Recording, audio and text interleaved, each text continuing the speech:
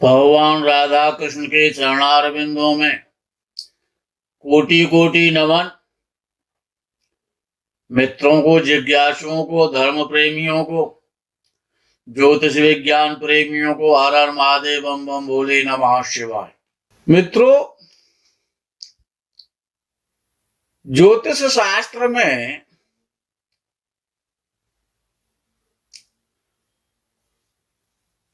अगणित प्रकार के राजयोगों का वर्णन मिलता है। अच्छा, ये योग जो होता है वो बड़ा जबरदस्त फल देने वाला होता है। अच्छा, योग क्या है? इस योग को समझना बहुत आवश्यक है कि इसका फल कैसे मिल जाता है। अब इसका फल इस प्रकार से मिलता है कि बीजेपी और आरएसएस का जब योग बना तो भारतीय जनता पार्टी राष्ट्रीय पार्टी बन गई और अटल जी प्रधानमंत्री हो गए और वो पार्टी कहलाई एनडीए। उसमें बहुत सारी पार्टियां मिल गई तो ये एक योग बन गया जिसका नाम हुआ एनडीए, यानी अखंडता, जुड़ जाना। बहुत सारी शुभ शक्तियों का और एक साथ एकत्रित हो जाना। कितने ही कमजोरी क्यों ना हो, लेकिन अगर एक 20 किलो वजन को उठाने वाले अगर 10 लोग तैयार हो जाएंगे तो बड़ी आसानी से वो वजन उठ जाता है। और वो एक जो संगठन बना, जो उस संगठन का नाम, उस एकता का नाम, उस यूनियन का नाम, यूनियन ही तो संगठन है, तो वो एक योग है। अपनी बात को मनवा लेना और सत्य सिद्ध करा देना, यही योग का काम है। जब कांग्रेस कमजोर हुई तो यूपीए बन गया। जिस प्रकार से कि बिहार के मुख्यमंत्री ने देखा कि मैं अकेला चुनाव लड़ूंगा तो मैं मुख्यमंत्री नहीं बन पाऊंगा, नीतीश ने सोचा तो बीजेपी से पैक्ट कर लिया कि हम और आप साथ मिलके करेंगे, लड़ेंगे, कुछ सीटें तुम्हारी होगी, कुछ मेरी होंगी और मैं मुख्यमंत्री बन जाऊंगा। ये योग कहलाता है। इस प्रकार से आप इसको समझ सकते हैं। यानी सत्ता मिल जाती है, अधिकार मिल जाता है, धन मिल जाता है, यश मिल जाता है, वैभव मिल जाता है और समस्त प्रकार के जिससे सुख प्राप्त होते हैं उसका नाम योग है। तो एक योग होता है अखंड साम्राज्य योग। अखंड साम्राज्य योग का मतलब ये नहीं होता है कि आप बंगाल से लेकर के और बॉम्बे तक के शासक बन जाएंगे, ऐसा नहीं है। और ऐसा है भी, ये उस संगठन की, उस शक्ति की और उसके कार्यकर्ताओं पर जो उस योग में, उस पार्टी में सम्मिलित हो रहे हैं, ये उन पर भी डिपेंड करता है। तो वो अखंड साम्राज्य हो जाएगा कि उदयाचल से लेकर के और अस्ताचल तक जिसका राज्य हो, ऐसा व्यक्ति अखंड साम्राज्य योग का बड़ा सुंदर वो योग बनता है। अच्छा, ये अखंड साम्राज्य योग बनता कैसे है? तो उसमें कहा गया विद्वानों के द्वारा एक ग्रंथ है सर्वार्थ चिंतामणि। सर्वार्थ चिंतामणि के और चौथे अध्याय में और 166वां श्लोक है। उसमें लिखा गया, सोचस्थिते वित्त पतौ च केंद्रे सिंहासन प्राप्त मुदा हरंती। ये सर्वार्थ चिंतामणि कार ने लिखा। अर्थात लगन से अथवा चंद्र लगन से, दो लगनों को उन्होंने स्वीकार किया। लगन से अथवा चंद्र लगन से धन स्थान का स्वामी धनेश, पंचम भाव का स्वामी पंचमेश और लाभ स्थान का स्वामी लाभेश और भाग्य स्थान का स्वामी भाग्येश। यानी धन स्थान, पंचम स्थान, भाग्य स्थान और लाभ स्थान, इन चार भावों का कोई सा भी एक स्वामी, दो हो जाए तो अति उत्तम है और तीन हो जाए तो उत्तम है। यानी कि इन चार भावों के स्वामियों में से इनका एक भी स्वामी इन भावों का और लगन से अथवा चंद्र लगन से जब केंद्र में होता है, साथ ही साथ धन भाव का स्वामी या भाग्य भाव का स्वामी या लाभ स्थान का स्वामी बृहस्पति हो, धन भाव, पंचम भाव, भाग्य भाव और लाभ भाव, इन चारों भावों में से तो अगर किसी भी स्थान का स्वामी यदि बृहस्पति है, वो बृहस्पति लगन से और चंद्र लगन से यदि केंद्र में और हो,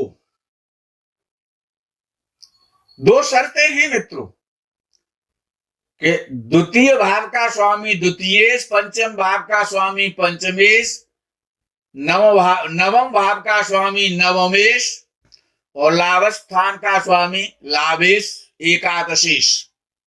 यदि लगन से या चंद्र लगन से केंद्र में हो और इन्हीं भावों में से द्वितीय भाव, पंचम भाव, नवम भाव और एकादश भाव का स्वामी यदि बृहस्पति भी हो, इनमें से चारों भावों से किसी भाव का स्वामी बृहस्पति हो और वो भी लगन या चंद्र लगन से केंद्र में उपस्थित हो, तो अखंड साम्राज्य योग बनता है। ये इसका मूल कारण है अखंड साम्राज्य योग बनने का। अब आप कहेंगे कि फिर वो अगर प्रधानमंत्री नहीं बनेगा तो मुख्यमंत्री बन जाएगा। ये भी कोई आवश्यक नहीं है, हो सकता है डीएम बन जाए। अच्छा, जरूरी नहीं है डीएम बने, हो सकता है तहसीलदार बन जाए, एसडीएम बन जाए, ये भी तो हो सकता है। वो योग कितना प्रभावी हो रहा है, क्योंकि विद्वानों ने ये कहा। अच्छा, कभी कभी ऐसा भी होता है कि इस प्रकार का योग बन जाता है कि इस प्रकार के लोग उस व्यक्ति का सम्मान करते हैं और सदैव उस पर धन आता रहता है और राज सुख भोगता है, आनंद लेता है जीवन का। वो भी अखंड साम्राज्य योग में आता है। उसकी जो पावर है, उस योग की उस पावर पर निर्भर करता है उसका फल। तो विद्वानों ने कहा, यदि द्वितीय भाव का स्वामी अपनी उच्च राशि में हो या अपनी स्वराशि में हो या मित्र राशि में हो और पारावतांश में हो, इसी योग से संबंधित है प्रकरण, अलग से नहीं है, कि द्वितीय भाव का स्वामी स्वराशि में हो या उच्च राशि में हो या मित्र राशि में हो, विवाहावस्था का या कुमारावस्था का हो, पापक ग्रहों से पीड़ित ना हो, पारावतांश में हो, यानी कि कई शुभ वर्गों में स्थित हो, तो ऐसा व्यक्ति भी अखंड साम्राज्यों की ये एक फैक्टर है, केवल द्वितीय को लेकर के, इसमें अन्य किसी को सम्मत नहीं किया गया। इसमें यह कहा गया कि केवल द्वितीय भाव का स्वामी स्वराशि, उच्च राशि या मित्र राशि में यदि स्थित है तब, और पारावतांश में हो और शुभ वर्गों में हो, विवाहावस्था का या कुमारावस्था का हो, केवल एक ग्रह की बात हो रही है मित्रों, तो ऐसा व्यक्ति भी सैकड़ों और हजारों लोगों पर शासन करता है। उसकी बात को सुनने वाले, उसकी एडवाइस को मानने वाले, उसको जानने वाले हजारों और सैकड़ों लोग हुआ करते हैं। उन पर उसका प्रभाव होता है, प्रभुत्व होता है। और द्वितीय भाव का स्वामी, ये तीसरा फैक्टर है। द्वितीय भाव का स्वामी अपने उच्च राशि में हो और लगन से या चंद्र लगन से केंद्र में हो, तब भी राज्य की प्राप्ति होती है, राज्य कर्मचारियों से सम्मान मिलता है, राज्याधिकारियों से सम्मान मिलता है, महापुरुषों से, श्रीमान और संभ्रांत लोगों से सम्मान और धन की प्राप्ति होती है, और बड़े लोगों से उसका संबंध रहता है, तब भी राज्य की प्राप्ति हो जाती है, यानी काफी बड़ा आदमी बन जाता है। क्यों? द्वितीय भाव है क्या? धन स्थान कहकर के छोड़ने से काम नहीं चलेगा। द्वितीय भाव बहुत महत्वपूर्ण भाव है। कर्म स्थान का पंचम भाव है द्वितीय भाव। कर्म स्थान क्या है? वो कुंडली में सर्वोच्च पद प्राप्त करने का भाव है। सर्वोच्च स्थान है दशम भाव। दशम भाव राजा है, क्योंकि वो राज्य प्राप्त कराता है, राजा का कारक है, इसीलिए वहां पर सूर्य विशेष रूप से कारक होता है, मंगल वहां कारक होता है, इसीलिए होता है। और दोनों ही ग्रह सत्ता के कारक हैं, राजा हैं, सूर्य राजा है। तो वो राज्य है, राजा है, जहां के राजा बैठता है वो राजा की गद्दी है, उच्च पद है। प्रधानमंत्री का पद है, प्रधानमंत्री का ऑफिस है, जहां प्रधानमंत्री बैठता है वो स्थान है। वो राजा दशम भाव राजा है, और दशम भाव से द्वितीय भाव, लगन से जो द्वितीय भाव है वो दशम भाव से पंचम भाव है, यानी कि वो राजा के पुत्र का भाव है। यानी कि आपका जो संबंध होगा वो बहुत बड़े किसी व्यक्ति से होगा, राजघराने से होगा। आप राजघराने से बड़े श्रीमान और सम्रांत और धनवान सम्मानित व्यक्ति से संबंध रखेंगे, यानी कि वो राजा का यानी युवराज है, युवराज कौन है? द्वितीय भाव, लगन से द्वितीय भाव, चंद्र से द्वितीय भाव युवराज का भाव है।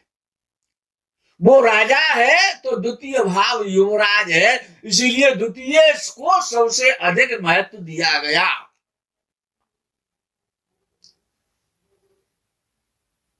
क्योंकि जब दशम भाव में जब कोई ग्रह बैठता है और द्वितीय भाव को देखता है, जिस प्रकार से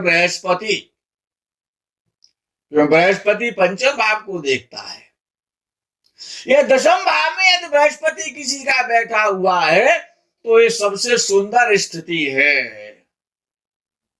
ऐसा व्यक्ति बड़ा मैनेजिंग करने वाला होता है, बड़ी बहुत प्रबंधक होता है, बड़ा बुद्धिमान होता है। अब विचार करते हैं कि नौवां भाव क्या है कि जिसमें भाग्येश को बहुत बल दिया गया है, और नवम भाव क्या है? सामान्य भाव नहीं है, बड़ा सर्वोत्तम भाव है। यानी कि हम नवम भाव पे यानी भाग्येश पर यदि विचार कर रहे हैं तो बहुत सर्वोत्तम ग्रह पर विचार कर रहे हैं, जो भाग्य का प्रतिनिधि है। जिस प्रकार से एमपी और एमएलए का प्रतिनिधि होता है, मुख्यमंत्री का भी प्रतिनिधि होता है, और प्रधानमंत्री का भी कोई प्रतिनिधि बन जाता है, प्रतिनिधित्व करता है वो। जैसे कि एमपी एमएलए जनता के प्रतिनिधि है ना, तो बड़े महत्वपूर्ण है। प्रतिनिधि जो होता है वो बड़ा महत्वपूर्ण होता है। जब भाग्य भाव क्या है कि वो देवस्थान है, धर्म है, ईश्वर का भाव है, परमात्मा का निवास है, उसमें धर्म का और पुण्य का निवास है। तो भाग्याधिपति तो साक्षात ईश्वर की कृपा है, ईश्वर का आशीर्वाद है। तो जब भाग्याधिपति लगन से या चंद्र से जब केंद्र में होता है भाग्येश, तो भाग्याधिपति यदि केंद्र में है तो ईश्वर की कृपा से यदि राज्य मिल रहा है, राज्य की सेवा करने को मिल रही है, राज्याधिकारी बन रहा है, बहुत बड़ी कंपनियां, बहुत बड़ी फैक्ट्री का मालिक बन गया है, हजारों लोगों पर शासन करता है, उनके परिवारों का पोषण कराता है, उनको धन देता है, उनसे सम्मान प्राप्त करता है, तो ये कोई अतिशयोक्ति नहीं है। यदि भाग्य स्थान का स्वामी लगन से या चंद्र से यदि केंद्र में बैठ जाता है तो ईश्वरीय कृपा से उसको सब प्राप्ति होती है। क्यों? नवम भाव राज्य कृपा का है, द्वितीय भाव राज्य कृपा का है, युवराज का भाव है ना, और दशम भाव तो स्वयं में राजा है। और दशम भाव के बाद नंबर आता है एकादश भाव का। कि ये एकादश भाव क्या है? कि दशम भाव का द्वितीय भाव है एकादश भाव, यानी कि राजा का धन है, राजा का कोष है, खजाना है, धन है, मोहरें हैं, अशर्फियां हैं। राज्य का धन है, राजा का धन है। हा? तो अगर वो लाभ स्थान का स्वामी जो कि राजा का धन है, राजा दशम भाव से द्वितीय भाव है, तो वो राजा का धन कहलाता है, तो वो भी एक प्रकार से धनेश है। तो राज्य की कृपा यदि हो रही है, वो राज्य सेवा कर रहा है, राज्य से उसे धन की प्राप्ति हो रही है, और ऐसा हो रहा है, तो इसमें अन्यथा सोचने का तो विषय नहीं है ना। और पंचम भाव क्या है? पंचम भाव भाग्य भाव का भी बाप है, नवम का नवम है, भाग्य का भी भाग्य है पंचम भाव। यानी कि जो हम पूर्व जन्म में जो कर्म करके आए हैं, वर्तमान भाग्य हमारा वो तो भाग्य स्थान है, नवम स्थान है, जो पर्यंत है। और पास्ट क्या है कि पास्ट हमारा पंचम भाव है, यानी भाग्य का भी भाग्य है पंचम भाव, नवम से नवम है, इसलिए बहुत महत्वपूर्ण है। क्यों? पंचम भाव क्या है? वो संतान का भाव है। संतान भाग्य से ही तो मिलती है। कैसी मिलेगी वो यहां तो तुम बना नहीं सकते हो। जैसी भाग्य में होगी, बूढ़ होगी, लंगड़ी होगी, अपाहिज होगी, गूंगी होगी, बहरी होगी, बुद्धिहीन होगी, निर्बुद्धि होगी। क्योंकि यहां कोई बुद्धि नाम की दुकान तो है नहीं जहां से आप बुद्धि दिलवा देंगे 500 रुपए की खरीद करके। तो यानी कि वो भाग्य का भाग्य है पंचम भाव। तो ये चारों भाव कितने महत्वपूर्ण हैं। और दसम भाव तो सबका राजा है, लगन का राजा है। वो राजगद्दी है जहां पर शासन किया जाता है, वो राजगद्दी है। अब विषय आता है कि इसको समझा कैसे जा सकता है। ये जो कुंडली है ये बड़ी विचित्र कुंडली है। अच्छा, ये कोई जरूरी नहीं होता है कि ग्रह बहुत उच्च के हों या शनि यहां बैठा है और राहु यहां बैठा है और केतु यहां बैठा है तो ये कर देगा और ये कर देगा और ये कर देगा। लेकिन जब एनडीए बन जाएगा ना तो प्रधानमंत्री तो फिर नरेंद्र मोदी बन ही जाएंगे, क्योंकि बहुत सारे लोग मिल गए ना। तो उनमें पावर आ गई, सबको वो पावर मिल जाती है। जिसमें जितने लोग उसमें सम्मिलित होते हैं वो सभी शासन करने लग जाते हैं। और जब जब जिसका समय आता जाता है वो अपने तरीके से अपना शासन करता है। द्वितीय भाव, पंचम भाव, नवम भाव और लाभ भाव, जब इनका संबंध दसम भाव से हो जाता है तो अर्थात व्यक्ति राज्य से जुड़ जाता है, सरकार से जुड़ जाता है और अखंड साम्राज्य बन जाता है।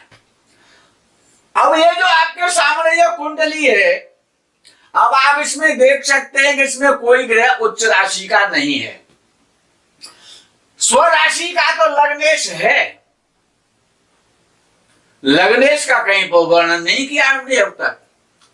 और शनि राहु साथ में बैठा है, कुंभ लग्न की ये कुंडली है, शनि और राहु दोनों साथ बैठे हैं।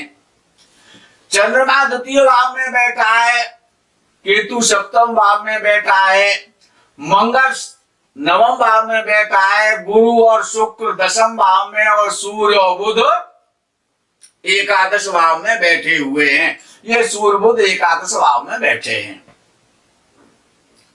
अब विषय आता है कि हमने ये कहा था कि धन भाव का स्वामी लगन से या चंद्र से केंद्र में हो, तो धन भाव का स्वामी बृहस्पति लगन से केंद्र में बैठा है दसम भाव में जाकर के।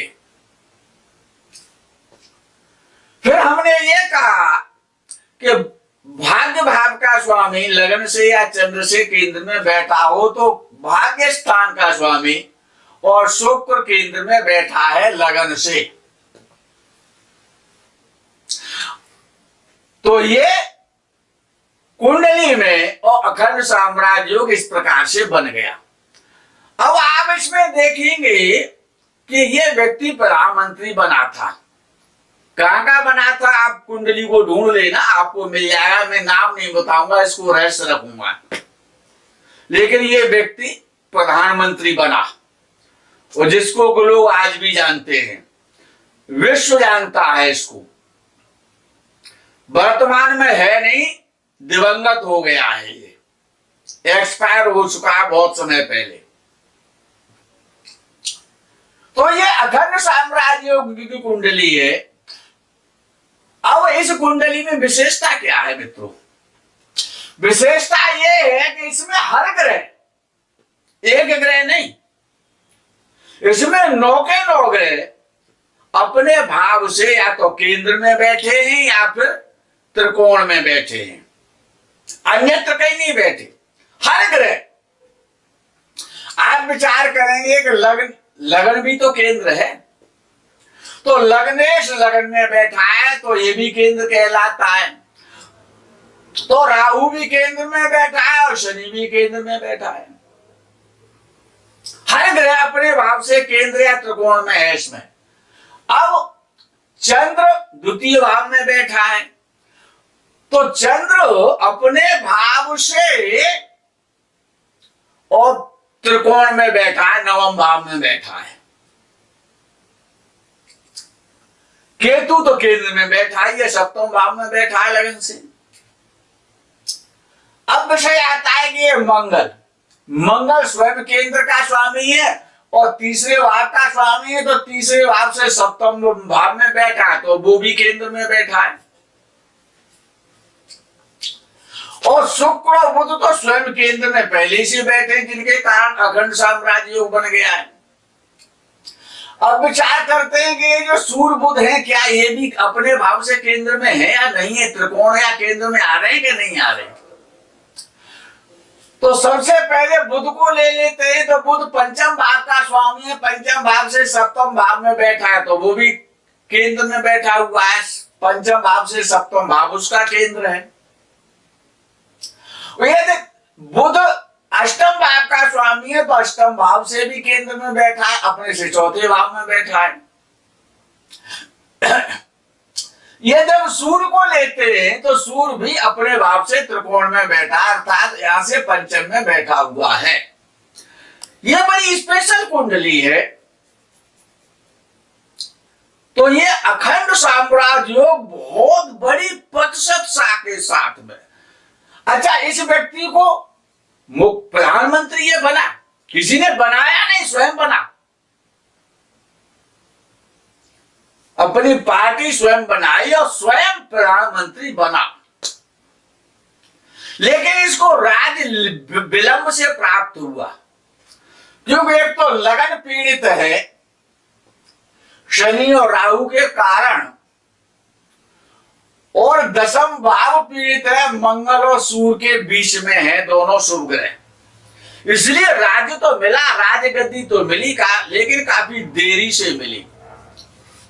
मित्रों, ये अखंड साम्राज्य योग